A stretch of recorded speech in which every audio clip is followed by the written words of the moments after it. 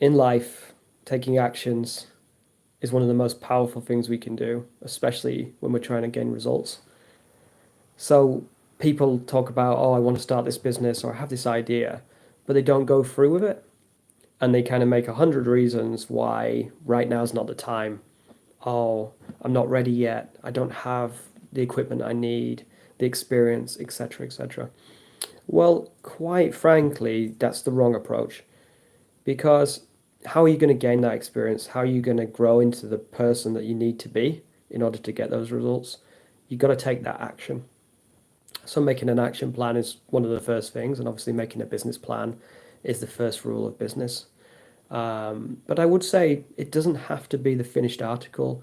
It's going to evolve with time. It's going to evolve. You're going to evolve. The business is going to change. The knowledge you're going to gain is going to completely change who you are, completely change that business plan. So taking action in business is the first step, and making a plan to do that is the first part of that. Um, but personally, my personal advice is just go and do it. So say you were thinking of starting, coaching business online, and you have some expertise, maybe as a personal trainer, or in whatever field that may be.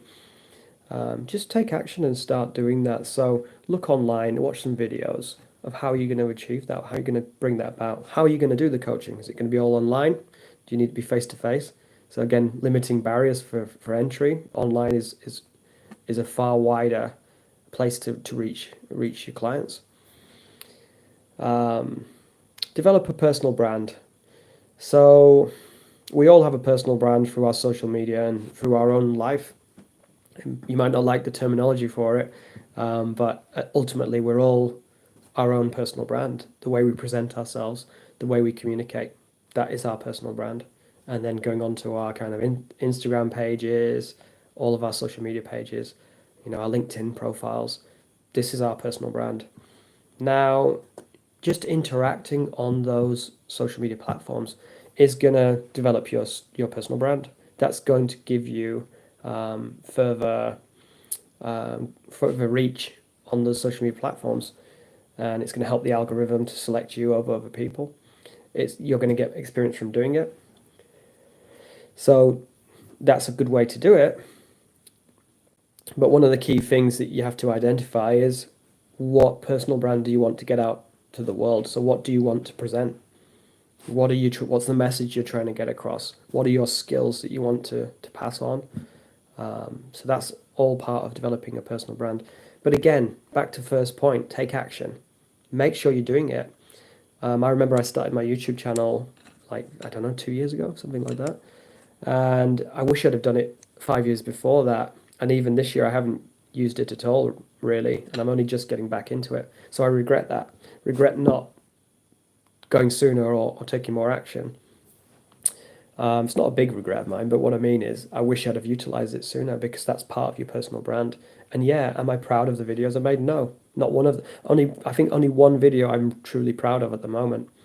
So that takes time, taking action, just doing it. If I was scared of how people felt about it, if I was worrying about these things, I would have never have launched those videos, and I'd not be at the stage I'm at now where I have 300 subscribers, which is a nice start. You know what I mean? It's not zero. So I'm happy about those things. Create content. So yeah, creating content is really important as part of a business profile, but even just as a personal brand, even if you're just developing your personal brand, creating content is huge. Obviously, we've got good tools these days. Canva's free, CapCut for editing. These are all great places to go and help you develop the content that you wish. And there's a saying that's around on YouTube. It's kind of like become a creator, not a consumer. So try to consume less and create more, and that's the way I would look at it. But some people say don't consume at all, or just create. And it's like, well, I think you need both. You need to be consuming what you need to grow and to develop your skills further, but you also need to create content. So that's important too. Charging the right price for your service, an interesting point. So you might have an idea that you want to do this. You might want to be a business coach, whatever it is, and you don't know what price to charge. So when I was started as a coach all those years ago in Korea, I used to charge $50 an hour, roughly. And some people would get discounts. I'd offer some discounts to people who might not sign up straight away. But I wouldn't really go much above that. I think I sometimes did $50 for half an hour if it was a business case, because I knew they might have that money. But I never really charged more than that. And my idea was to develop a course, and it never really materialized. But that whole pricing structure wasn't that beneficial. It's a good place to start out. I mean, everyone goes, "Oh, $50 an hour, that's a lot, right?" Or if you convert that to pounds, say it was pounds, say it was £50 an hour. You know, that's a lot of money, right? Well, technically, you do 10 hours work a week, that's £500. That's 2 grand a month. Not bad, hey, just for 10 hours a week. But that's not how it works out, because you've got. I was doing face to face at the time, so I even had transport. But even before I had transport to deal with, you've got your lesson planning, you've got to have all of the skills. So you're spending all your time upskilling and developing whatever you're doing. And then you've got to go and see the people and all this kind of thing. You're spending that hour. And you've got to spend time growing your clients. So that takes time. Marketing. So really, it's not enough at all. And then look, you're struggling to get 10 clients or 20 clients, whatever it is, when you start out, perhaps. So is it that great? No, it's not. So when it comes to pricing, yes, you can do an hourly pricing model, but I wouldn't advise that.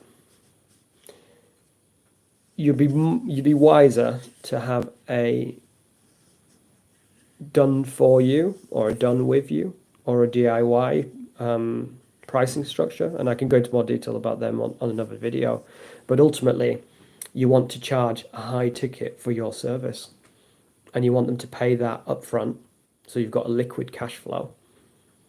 But if you can't achieve that when you're starting out because you don't have enough credibility, because you don't have enough outreach, then of course you can tailor it to however is good for you. And that's what we did with our latest course. We started with a very low ticket offer, and we grew it from there because we knew we'd get good reviews, and that gained us a lot of credibility, which then meant when we upped the price, that was a lot more appeasable for people who took it on. So yeah, again, I can give you direct advice on pricing, but don't undercharge. $50 an hour is nothing in effect. So how are you going to be able to charge that? Well, you need to get your credibility. You need to grow, have a funnel page, have, reviews, things like that. But you can do that without that. You can just use your social media. And then it comes down to advertising and outreach. That's how you're going to grow your client base. And that's the most important part of business, really. As providing you've got a product that has value, then you need to do your advertising and your outreach. Advertising, of course, Facebook, YouTube, TikTok ads, Google. These are all great places to grow your brand and gain your follower base. And again, I'll make a video on how to do that in the future. Outreach and growth. Well, there's lots of ways to do outreach, lots of different strategies. Again, I'll make a video on that if that's useful for you. But basically, it's again back to the first principle: take action. Make sure you are doing it. Make sure you're reaching out regularly. Do you have a system in place? Are you hitting 1,000 people a week? Are you hitting 100 people a week? These numbers are pretty decent for someone starting out. It's quite easy to hit 100 a day. Well, I wouldn't say easy. You can sustainably hit 100 a day. So that's kind of like where I'd put the benchmark for a new business. And then, of course, as quickly as you can get it to 1,000 a day, the better. And that's where you're really going to see big profits and big growth. So I think that's all I want to talk to you today about. It's just a nice introduction into where I'm going with things and what I want, the content I want to start producing. So let me know if it was any help to you, and looking forward to seeing you in the future.